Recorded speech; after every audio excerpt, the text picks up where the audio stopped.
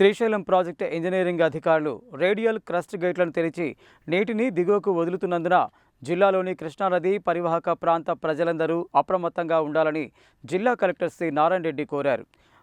ప్రజలెవరూ ఈత కోసం, బట్టలు ఉతికేందుకు నదిలోకి వెళ్లవద్దని, అలాగే మత్స్యకారులు చేపలు పట్టేందుకు నదిలోకి వెళ్లకూడదని హెచ్చరించారు.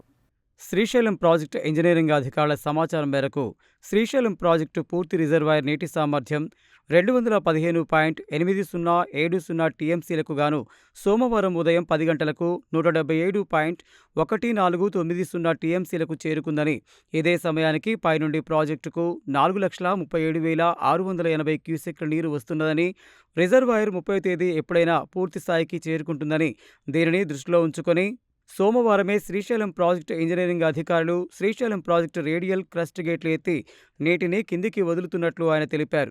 అందువల్ల నల్గొండ జిల్లాలోని కృష్ణా పరివాహక ప్రాంత ప్రజలందరూ అప్రమత్తంగా ఉండాలని కలెక్టర్ కోరారు. ముఖ్యంగా నాగార్జున సాగర్ ప్రాజెక్టు తిరుగు జలాలు నిలిచే ప్రాంత ప్రజలందరూ అప్రమత్తంగా ఉండాలని, నదీ పరివాహక ప్రాంత ప్రజలెవరూ ఈత కోసం, బట్టలు ఉతికేందుకు నదిలోకి వెళ్లవద్దని, అలాగే మత్స్యకారులు చేపలు పట్టేందుకు నదిలోకి వెళ్లకూడదని, పశువులను సైతం నదిలోకి తీసుకువెళ్లడం, నది దాటే ప్రయత్నం చేయవద్దని హెచ్చరించారు. నదీ పరివాహక ప్రాంత మండలాల గ్రామాల అధికారులందరూ ముందు జాగ్రత్త చర్యగా ప్రజలను అప్రమత్తం చేయాలని, ఎలాంటి ప్రాణ నష్టం, ఆస్తి నష్టం జరగకుండా చర్యలు చేపట్టాలని, ఈ విషయమై సంబంధిత గ్రామాల ప్రజలకు అవగాహన కల్పించాలని ఆయన ఆదేశించారు.